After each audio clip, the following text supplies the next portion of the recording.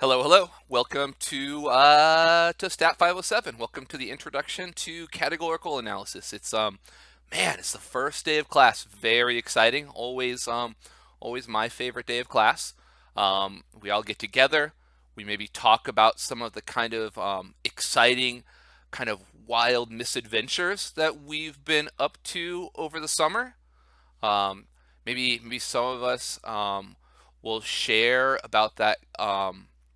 Oh man, about that relaxing shoreside getaway that they had in their bathtub last May. Maybe some of us talk about all the different exotic foods that they ordered from all over Chester County through Uber Eats. I don't know, maybe even some of us. Oh man, maybe some of us traveled the world through all the hundreds and hundreds and hundreds of exotic documentaries available on Netflix, Hulu, and I don't know, maybe even Disney Plus. Yeah, I don't know. I don't know if it got that desperate for you that you ended up with that many subscription television services. But if so, this is a judgment-free zone. Now, unlike most of you who traveled outward for the summer, um, I found myself somewhat blocked by various restrictions, and so instead, for this summer, exciting news, I turned inward and I decided to develop myself. I decided to develop some hobbies. I took up retrospective poetry, haikus, sort of what I specialize in. I also took up the fine art of calligraphy. So we see before us, kind of one of my more recent. Can you label it a masterpiece if it's your own work? Maybe not. I'll leave that for you to decide. But yeah, that's my own calligraphy. I took a little screenshot with my phone, kind of spliced it into this slide, and there we are. Not bad, right? Not bad. And um, so what I'm going to give to you, yeah, in addition to statistical knowledge of dubious worth, I'm going to give to you a fine poem at the beginning from henceforth on every one of our lectures, reflecting not just the content, but the soul of whatever it is we're talking, because what good is content? What good is content without soul? What good is knowledge without wisdom, right? Oh, that might be my next haiku. Anyways, here we are. I call this haiku On Probabilities by Scott McClintock. Tiny little boxes full of probabilities. Windows to the world. And so now that this poetry slam debut is now behind us, let us open the drapes, let us raise the blinds of this new exciting fall semester adventure and look out these windows to the world. So, when last we spoke, what was it? When last we spoke, it was Stat 512, right? Stat 512. We had a number of assumptions inherent in the methodology that we developed and mastered. Bonus points to you if you can shoot me an email telling me all four of those assumptions. Yeah, you shoot me an email with all four assumptions. I will reply with at minimum a happy face. It'll make me happy that you remembered them all. Now, I'll give you one of the four, right? One of the four was that normality assumption. One of the four was that our response variable y for a given set of x variables for a given set of covariates followed a normal distribution, right? That was one of our four assumptions. Oh, I hope you had a fun 4th of July, by the way, speaking of assumptions. Now, anyways, this entire class, more or less, Stat 507, is going to really be right, kind of numerically regressive, but content-wise progressive in the sense that it's going to extend 512 in the sense of like, how can we relax that assumption? How can we model a y when it's not necessarily numeric? In particular, how can we model it when in fact it's categorical? Now, you might say, well, what the cutta? Why do I even care? I have seen that I could use the linear regression modeling from 512 to sort of conquer the world. Why do I need to model something that's non-numeric? How important, how useful is such a thing? Well, it turns out there's an answer to that question. And the answer is pretty darn useful. So, admittedly, a somewhat dated article. I should actually, in hindsight, I should dig around and see if it's been updated at all. That said, here we are. I'm living in 2020. You probably are too. And admittedly, it's anecdotal, but my sort of personal experiences kind of echo that what's being showcased here in this article from 2001. Does in fact still hold. So, right, in this article, what the authors did is they sampled a bunch of research articles from that NEJM is the New England Journal of Medicine. It's a pretty big one, maybe one of the biggest. And that JAMA, Journal of American Medical, all right, well, close enough. And it's also one of the big ones. And so they sampled these articles, took a collection of articles, and then looked at which statistical techniques were used in the articles. So so what was the sort of winner? It's almost like Family Feud a little bit, isn't it? So for 407 points, we have chi-square. Is chi-square on the board? Ding, ding, ding. Whatever chi-square is, actually, chi-square is what we're going to learn. That's what we're going to learn next week. And we'll spend a few weeks talking about different variations of the chi-square test. But it's a very important test, maybe one of the more important, we see the most widely used, not just categorical tests, but of all statistical tests in admittedly medical literature. Second most widely used statistical technique is logistic regression. Logistic regression is a more direct extension of what we did in 512. It's extending the regression techniques that we did in 512, extending to situations where our y variable is not normal, but instead categorical. And then you can read down the rest of the list, right? I feel like those two ones really kind of do a good enough job of proving our point. Kind of the first half of this class is going to be focused on different versions of the chi-square test. The second half of this class is going to be focused on different variations of logistic regression. Towards the end of the class, we'll talking about things like Poisson regression, which is kind of towards the bottom, but other little odds and ends like that. So we can see that these tests that we're going to learn in this class are in fact widely used, and that implies to some extent, right, that they're important and worth learning.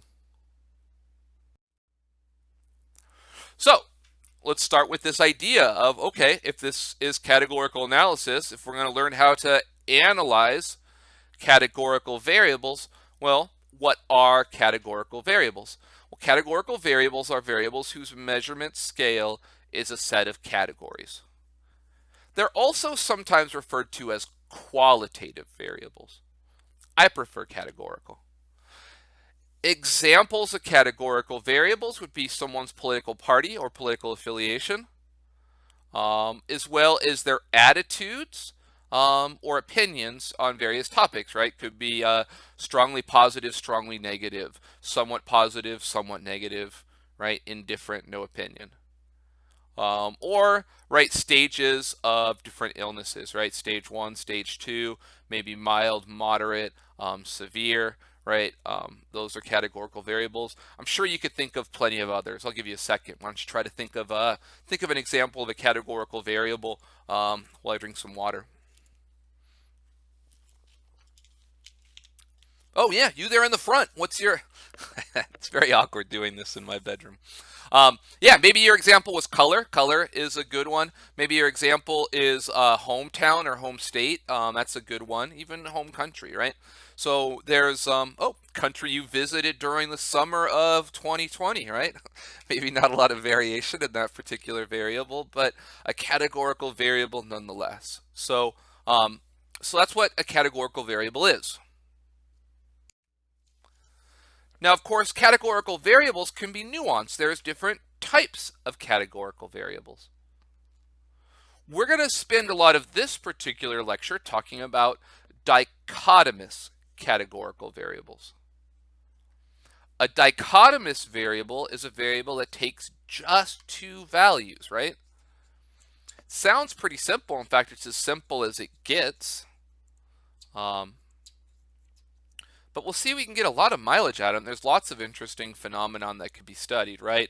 I mean, a clinical trial is you give someone some sort of treatment, you give some person some sort of medicine, and they get better, yes or no, right? So that's dichotomous, right? Improved or not improved, healed or not healed, right? So most yes or no things, all yes or no things are going to be dichotomous.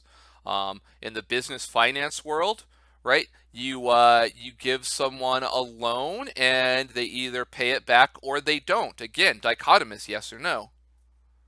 And of course, things like gender, right? So gender, or sorry, my bad, sex, right? The sex that you're born with is typically recorded as dichotomous, as male or female. Now, in contrast to dichotomous, we have polytomous. Polytomous is a variable that, rather than two values, takes more than two values. Right? So, right, political party, again, depending on how we record it, I know we traditionally think of ourselves as a two-party system, Democrat or Republican, but certainly we could consider things like Libertarian, Green Party, and so forth. So color would be a good one, certainly more than just two colors. We can also refer to categorical variables as being either ordinal or nominal. So an ordered categorical variable is a variable that has an inherent or natural ordering. Now, we're not talking about alphabetical ordering, right? Because that's like an arbitrary ordering, because the ordering would depend on what language we're using. But here we're talking about sort of something a little deeper than that. So maybe if you were measuring someone's student status or student level, I'm not sure what you call it, where the outcomes are freshman, sophomore, junior, senior, right? Those are categories, but they have an inherent ordering. A lot of times, like people's opinion or attitude towards something can be modeled as being ordinal, right? So maybe you would start with like strongly negative, somewhat negative, indifferent, somewhat positive, strongly positive. That would be an ordinal variable. In contrast, a nominal categorical variable, right, is one that is not ordinal. It's what the no in nominal stands for. No ordering. And so a nominal categorical variable does not have an inherent natural ordering to it. So again, this lecture we're going to focus on dichotomous, but we'll eventually extend to polytomous. Then when we talk about, in the second half of the class, when we talk about logistic regression, we'll start with a y variable that's dichotomous. Then we'll extend it to multiple categories, and we'll see that how we handle those multiple categories depends on whether it's ordinal or nominal. We'll approach it differently depending on which of those it is. And so, right, with that little bit of vocabulary behind us, yeah, buckle up, Buttercup, because away we go into the world of categorical data. Huzzah! So let's start with an example.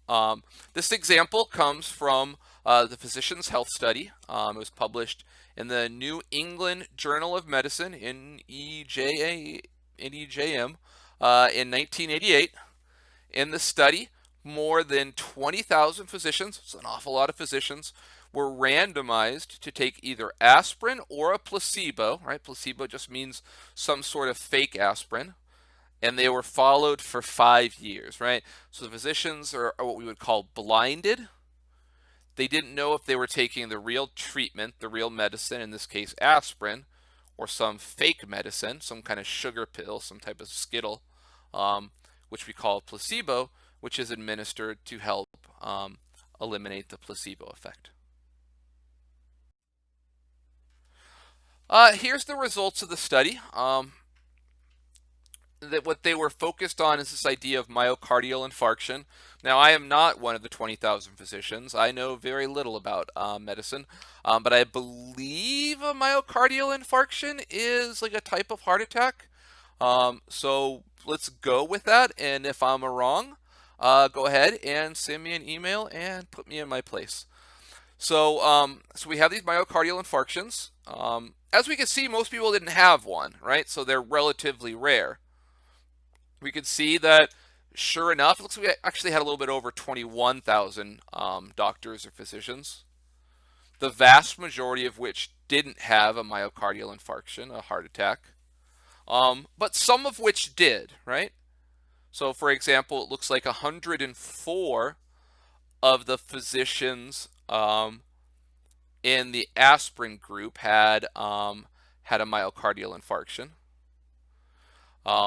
And of those that had a myocardial infarction, right, some it was unfortunately fatal, but most it was thankfully not fatal.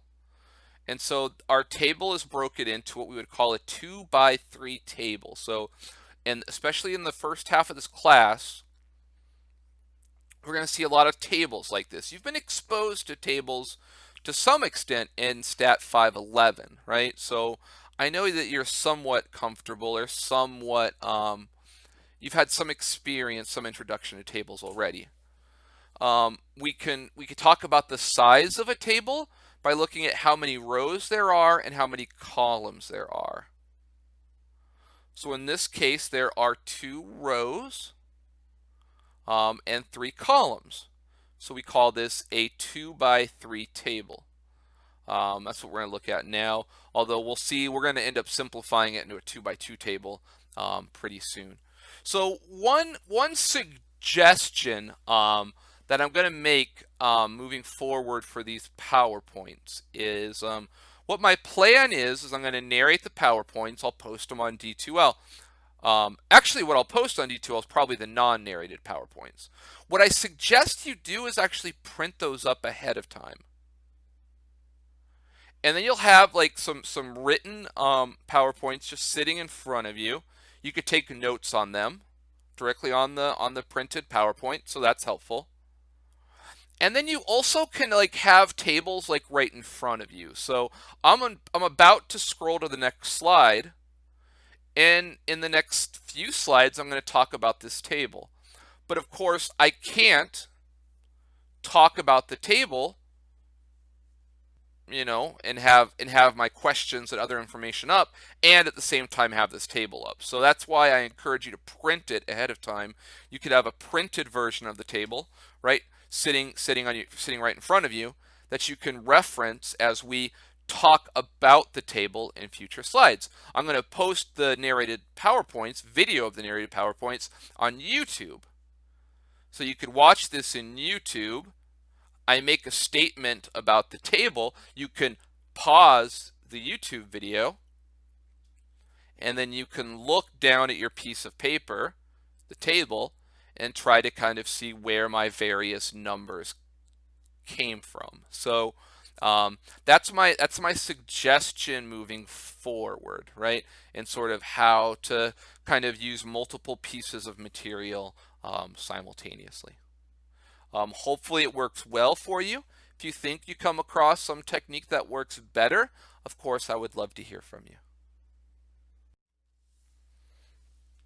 So with that table, with that information, based on what was collected by the researchers in that study, what type of questions might we ask and answer? What do you think they were trying to ask and answer? Well, there's information there to look into whether or not people on aspirin are more or less likely than those on placebo to have a myocardial infarction? Right, presumably the study was hoping to generalize beyond physicians. Are people on aspirin more or less likely to have a fatal myocardial infarction? Right? So a couple questions that we might ask ourselves. Um, but but in both of these situations, and maybe even some third or fourth example that maybe you came up with, I suspect in all these situations, what we're basically doing, what our question is asking us to do, is to what? Is to compare probabilities, right? We could look at the percentage, right, of people on the placebo that had a myocardial infarction, compare it to the percentage of people in, that took aspirin that had a myocardial infarction, and ask ourselves, are these percentages very close to one another, or are these percentages very different from one another, right? That's ultimately what we're going to be doing. Right, we think of percentages, I guess I should do an aside here. We think of percentages or probabilities as what we would call relative frequencies. Probably a term you've heard in like an introductory stats class. I don't know that we used it in Stat 512. The actual number of people, we call that sometimes like the raw frequency. And so do we agree that that it's more informative typically to talk about relative frequency probabilities than it is to talk about raw frequency, just the counts? Right, it's more informative. Hopefully this makes sense to us. It's more informative to say something like well, like 20% of people in the aspirin group had a myocardial infarction. That's a high number, I know. Versus 10% on the placebo group.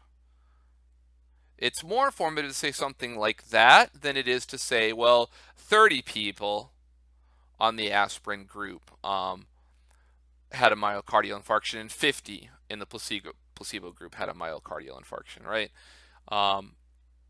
When we talk about the raw counts, like 30 doesn't give us a sense. First off, 30 doesn't give us a sense of how rare it is or isn't, right? Our natural instinct is to say, well, like 30 out of what, right? If 30 out of 31 people had a myocardial infarction, that's a lot different than 30 out of 10,000 people. And also when we're comparing numbers, it's better to compare relative frequencies, right? Because even if I say like there's 500 in one group and 100 in the other, we might be tempted to say there's more in that first group. 500 is more than 100. But that 500 group might have been out of 10,000, and that 100 group might have been out of 200. We don't know that just based off the raw frequencies. So, right, what we always are going to do in statistics, what the methodology is going to do, is not compare raw counts. It's going to compare proportions or probabilities. Now, again, looking at those comparisons that we talked about, comparing the percent chance of a heart attack for aspirin versus placebo, the percent chance of a fatal heart attack for aspirin versus placebo, those would require us to answer it. It would require us to take our 2x3 table and collapse it into a 2x2 table. So that's going to kind of lead us to a discussion of 2x2 tables. That's going to continue into next week, although we will see soon thereafter how to analyze larger tables. Certainly possible. We certainly don't have to do the type of collapsing that we're going to do moving forward. So we say that, right, one thing that we're interested in doing, right, for example, in this New England Journal of Medicine study, is we want to compare probabilities. So our follow-up question is how? How can we compare probabilities? We're going to talk about 3 different ways to do that. We're going to talk about the risk difference. That's one way to compare probabilities. We're going to talk about the risk ratio. That's another way to compare probabilities. We're also going to talk about the odds ratio. That's a third way to compare probabilities. Now, before I talk about all these different, before I talk about these three different ways of comparing probabilities, I want to talk just a little bit about tables, right? Because these ways of comparing probabilities are going to require, they're going to require calculations. Those calculations are going to require numbers from our tables. So we need to develop some notation to talk about the different numbers in a 2x2 table. So let's do that. Now, typically it's convention when we set up our table to make the rows correspond to our explanatory variables, right? So in our example, our explanatory variables are the rows. They're actually often like groups. So we're often like comparing different groups. So in this group, we're comparing an aspirin group to a placebo group. So our two groups are the two rows, right? Another study might be comparing males and females. So our two rows would be males and females. And then typically the columns correspond to our response variable, our y variable, right? So in our case, it might be heart attack, yes or no. In other examples, it might be the medicine worked, yes or no. A person was cured, yes or no. A person defaulted on their loan, yes or no. So, so we have an x variable, we have a y variable, and so we have these two variables, two dichotomous variables. That's what's giving birth to our 2x2 table. And let's take a look at that a little bit more closely. So here's some notation, right? So we have the center of our table. A 2x2 table has what we would call 4 cells: upper left, upper right, lower left, lower right. And then the number of people in each of those cells. So we use subscripts to talk about which cell we're talking about. So if I cross-reference the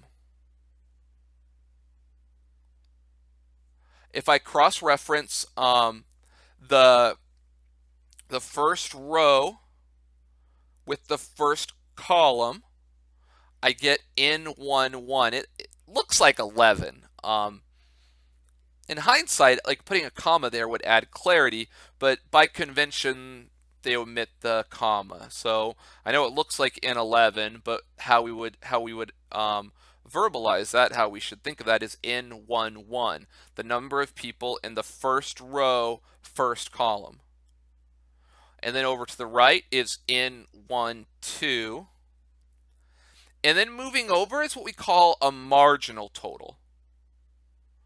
It's the total that's in the margin of our table.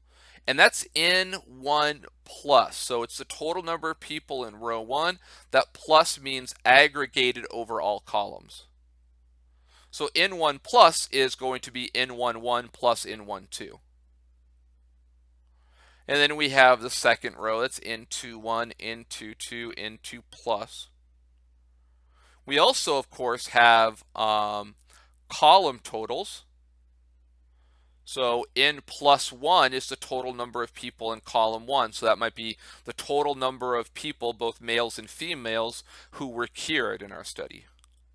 N plus 1 is equal to N11 plus N21.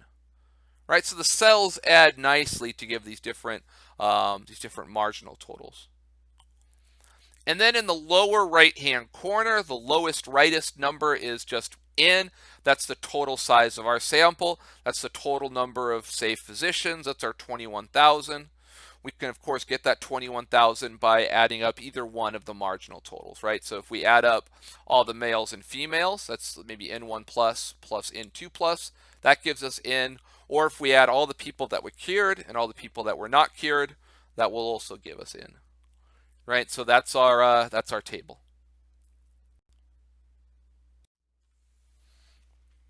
And so with that table behind us and kind of the notation that we're going to be working with, let's go ahead and talk about these different ways of comparing probabilities. For this particular video, I'm going to talk about risk difference and risk ratio. And then in the next video, I'm going to talk about the odds ratio and how to do all of this in SAS, right? So that's where we're going. So a lot of words here. I'll go ahead and read them to you, but I'll give you a little head start while I chug some water. All right, so let pi 1 and pi 2 be the true proportions of interest, right? So, for example, pi 1 might be the true probability that a physician on placebo gets a myocardial infarction, and pi 2 might be the probability that a physician on aspirin gets a myocardial infarction. So in this case, we are interested in testing what? So our null hypothesis is going to look like pi 1 minus pi 2 equals 0, right? Which of course, if we algebraically rearrange that, that's equivalent to pi 1 equals pi 2, right? So our null hypothesis, as always, is this hypothesis of no difference, that the probability of myocardial infarctions is the same between the two groups. So of course you can do one-sided and two-sided. You can have alternative hypotheses that that the probability for one is more or less than the other, but typically the convention is to do a two-sided test, and that is that our alternative is that we think no, they're not the same, they're in fact different from one another, with no preconceived notion as to which direction that difference may be. So that would be the alternative hypothesis of pi 1 is not equal to pi 2. It's something other than pi 2. And of course, that would algebraically shuffle, or we could re-express it algebraically as pi 1 minus pi 2 not equal to 0, right? So the risk difference, sometimes referred to as a difference in proportions, that's how we would set up our hypotheses, that these true but unknown sort of success probabilities, or sorry, in this case, heart attack probabilities, are either equal to each other or not equal to each other. Now, it's typical convention to just kind of, we have just sort of two probabilities we're interested in comparing. And so, you know, in that previous slide, I talked about pi 1, pi 2, the first of these two probabilities, the second of these two probabilities. I would like to point out, and I'll try to make this a little bit more explicit in an upcoming slide, that the somewhat simpler notation in the previous slide is what's used. But typically, when we're talking about these probabilities, they're conditional probabilities.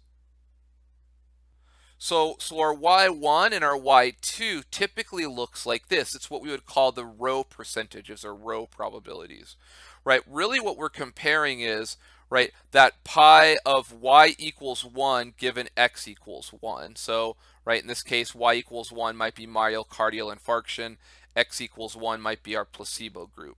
So, right, the probability of having a myocardial infarction given that you're in the placebo group is equal to the probability of outcome 1, the probability of a myocardial infarction, given that you're in the aspirin group, group 2.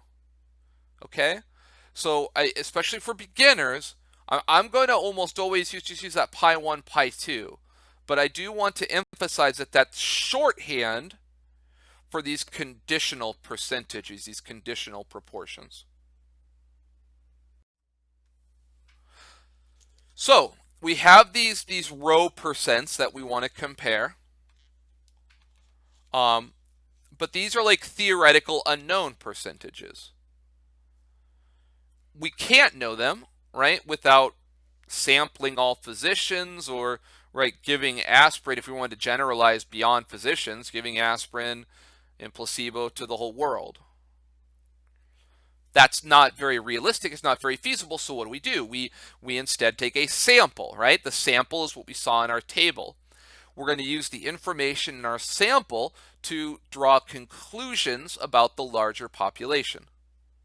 So we need to take that information from our sample and come up with good guesses, best guesses, for the true but unknown population proportions. We do that using sample proportions. So, right, we have P1 and P2.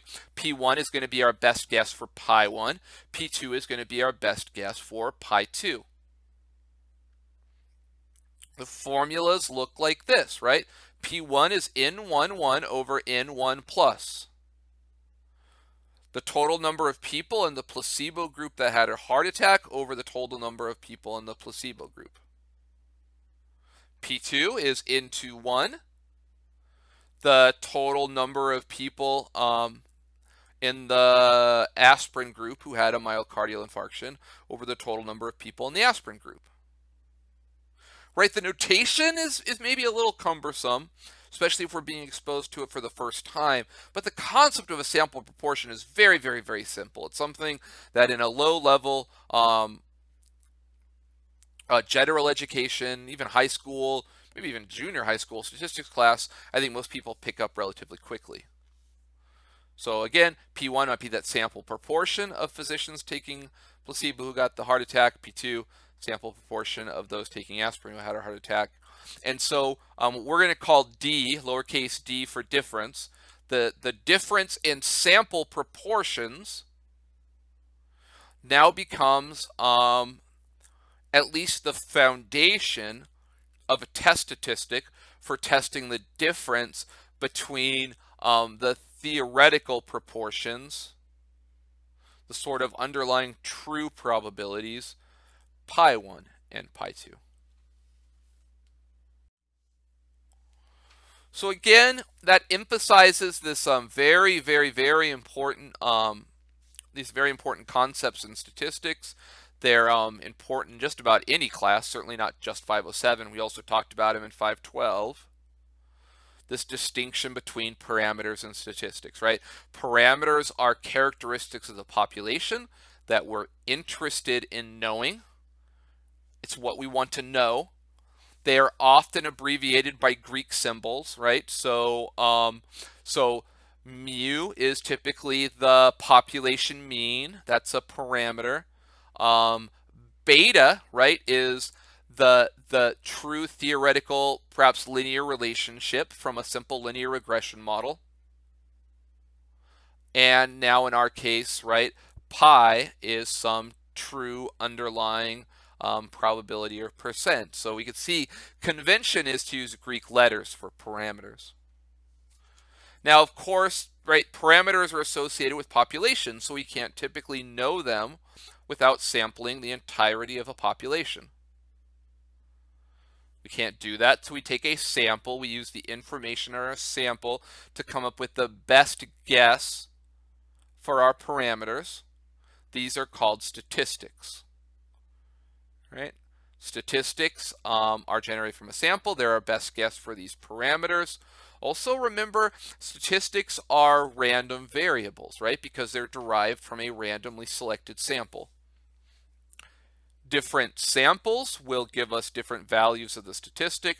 Different samples occur with differing frequencies, and so that essentially means that they're random variables, which means that these statistics have their own means, they have their own standard deviations, and even their own covariances amongst one another, right? Something that we sort of need to keep in mind.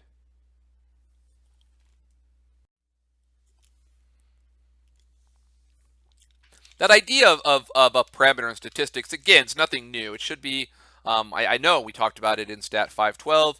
You've probably also talked about it in some of your more theoretical courses, like maybe Stat 505, probably more likely Stat 506. So something that you should be familiar with already. Now, speaking of 505, it's actually just a pretty straightforward 505 problem. If you want to kind of give yourself something kind of fun to do, if you've taken Stat 505, I know not all of you have. It's not a requirement for this course, but most of you have. You should be able to prove that the variance of that difference is equal to pi1 times 1 minus pi1 over n1 plus pi2 times 1 minus pi 2 over n2 plus. So if you haven't taken Stat 505, you're going to have to take me at my word for it. If you have taken Stat 505, it's a pretty straightforward derivation. Give it a shot on your own. If you're having troubles with it, shoot me an email, and I'd be more than happy to give you a clue or a nudge on which direction to move. Now, of course, from a practical applied inferential perspective, right, that little factual tidbit's not particularly useful because right, we can't calculate that variance because the whole point of taking our sample is that we don't know what those pi's are. So what do? We replace the unknown probabilities, we replace the unknown pi's with our best guesses for them. With our best guesses, those are the p's. And so now we don't have the actual variance of the difference, we have instead an estimate of the variance of the difference. So now I call it v hat. That hat is indicating that it's a estimate, it's a best guess. Now, estimator in this case. So our estimator for the variance of the difference is going to be now that p1 times 1 minus p1. You could read the rest of it. So knowing this or having this variance estimator, coupled with the fact that for a large enough sample size, which we'll talk about in just a little bit, the difference can be shown to follow an approximate normal distribution, we could put together a confidence interval for the difference in proportions. And so a typical formula for a confidence interval based off some approximately normally distributed test statistic, right, looks something like this. This is, again, the form something that we've seen before, right? A confidence interval for the sample mean is just x bar, that's our best guess for mu, plus or minus the critical value, right, times the standard deviation of x bar, right? It's what we want to estimate plus or minus the critical value times the standard deviation of what we want to estimate. So, right, in this case, what we want to estimate is the difference in proportion. So there's our best guess, d, plus or minus our critical value, right? Something you should hopefully be familiar with from 512. If you got a little rusty over the summer, right, reach out to me. I can give you some review material.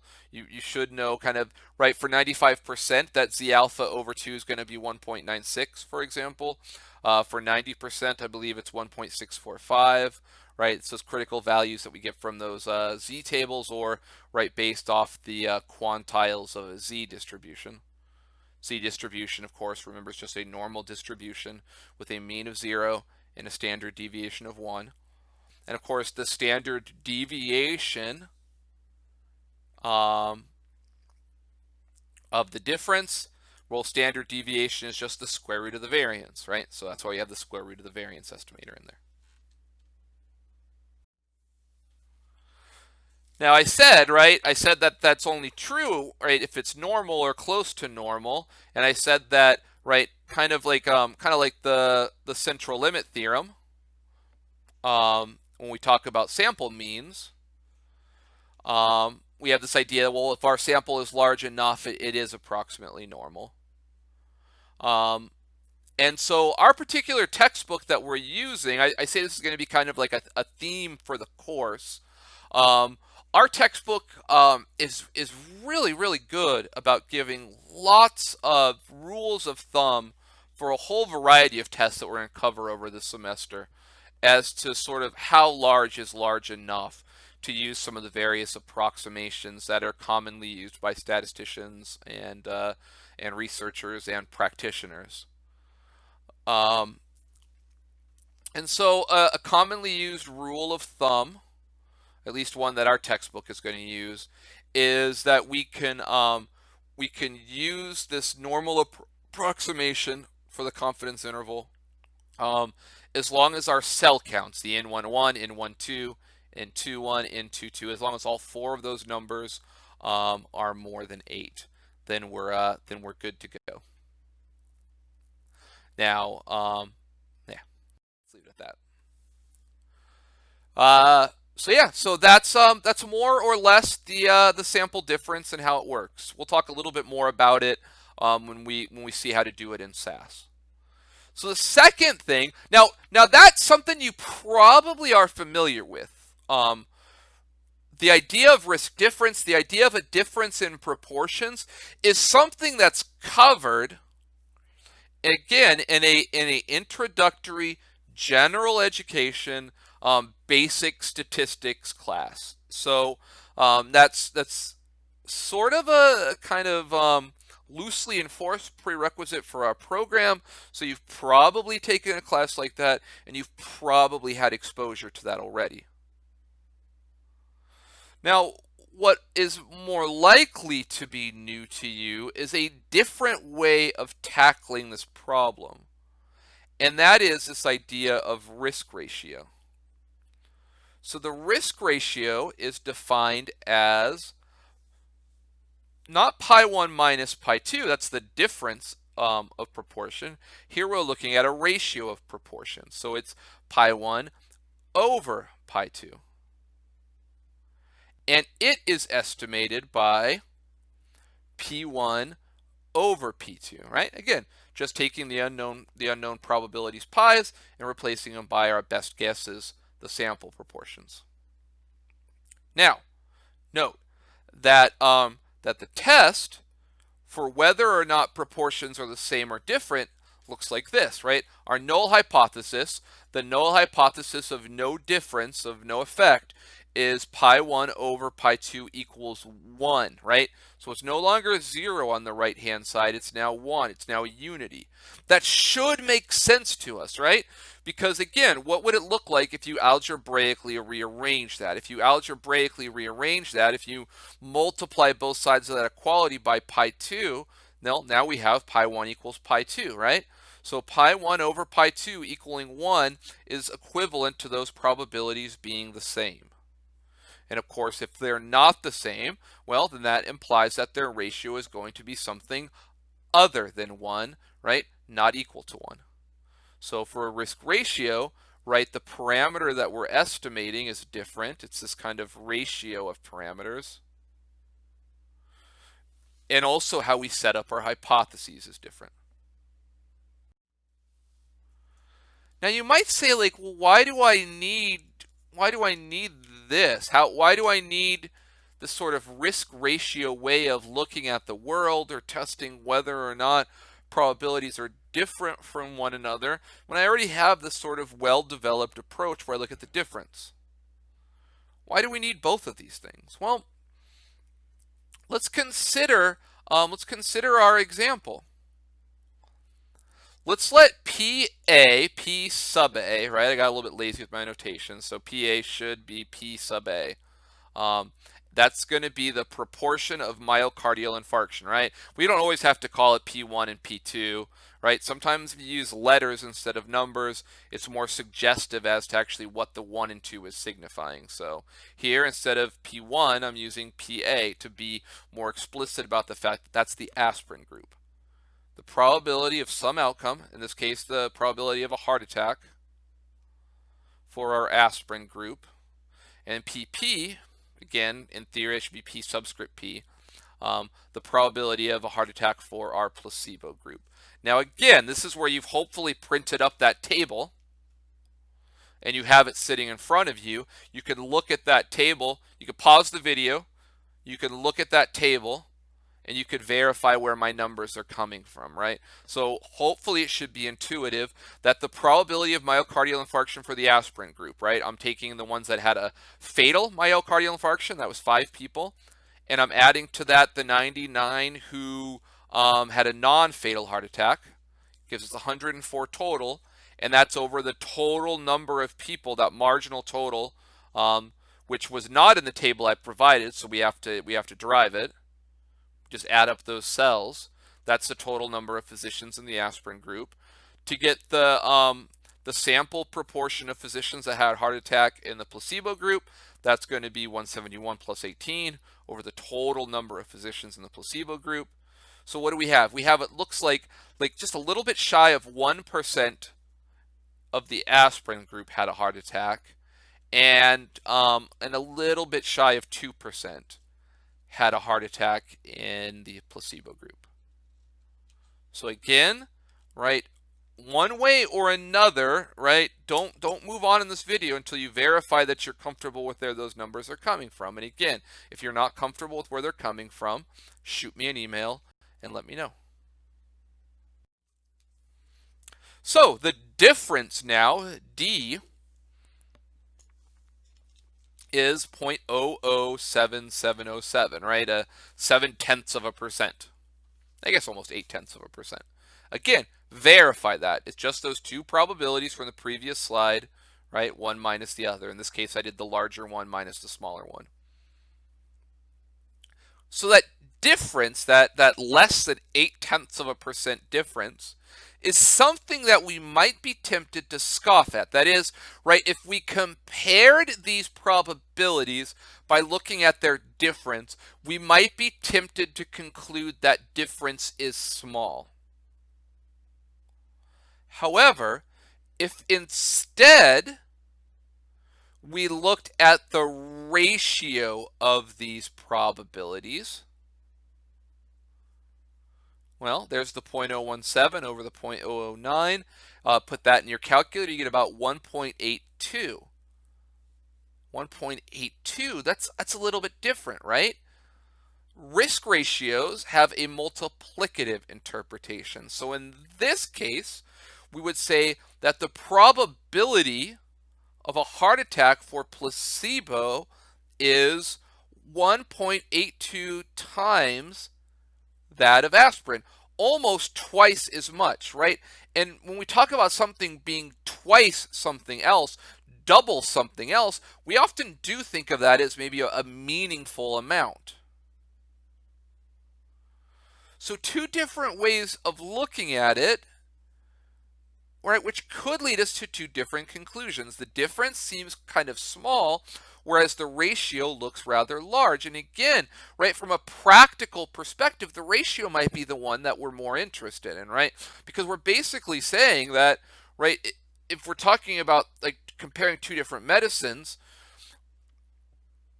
right, one medicine is going to have twice as much heart attacks as the other, almost twice as much. And that is a pretty big difference, I think most of us would agree with. So in practice, we tend to use risk differences for situations where the probabilities being compared are large, and risk ratios when the probabilities being compared are small. That's where this type of situation tends to occur, the one that we looked at from the other slide, where doing it one way looks insignificant, but doing it another way seems meaningful. That said, right, it's not like we have to pick one at the expense of the other. Thankfully, this is not some like statistical version of Sophie's Choice, right? We could, of course, paint a more holistic picture by at least looking at both of them and perhaps reporting both of them in tandem or with one another.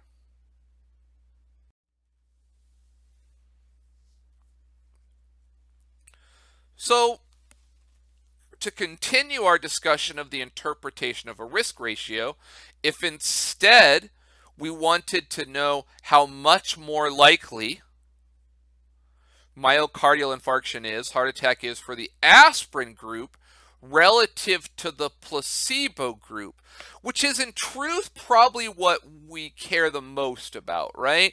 Like, so the previous calculation I did a placebo group relative to aspirin. I said that if you take placebo, you're almost twice as likely to have a heart attack.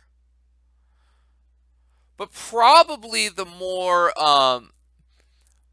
natural way of phrasing it would be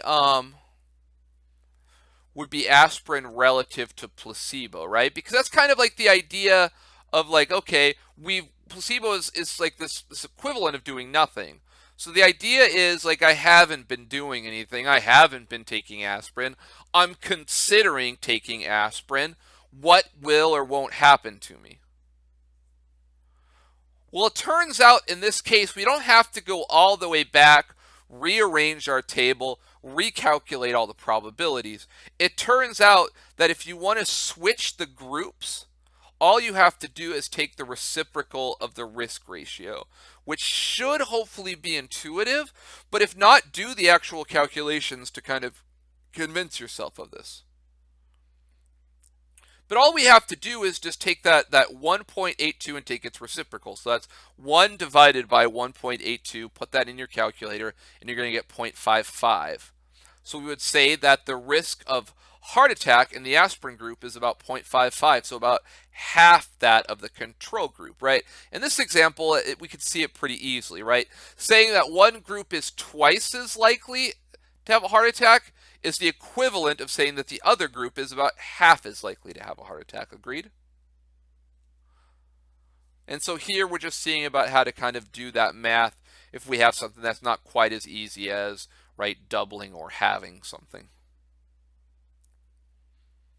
So again, right, go back to that table, kind of verify those numbers, convince yourself it makes sense. If not, right, feel free to let me know. That reciprocating is kind of a nice trick to have. So we can go from sort of one way of expressing it to the other. Aspirin relative to placebo, or placebo relative to aspirin. We can also interpret these as percentages, right? So we have 1.82, which means that that one group is 1.82 times more likely. If you wanted to convert that into terms of percentages, you just use that formula right there. Do the risk ratio minus 1 times 100%. So go to that bottom bullet point.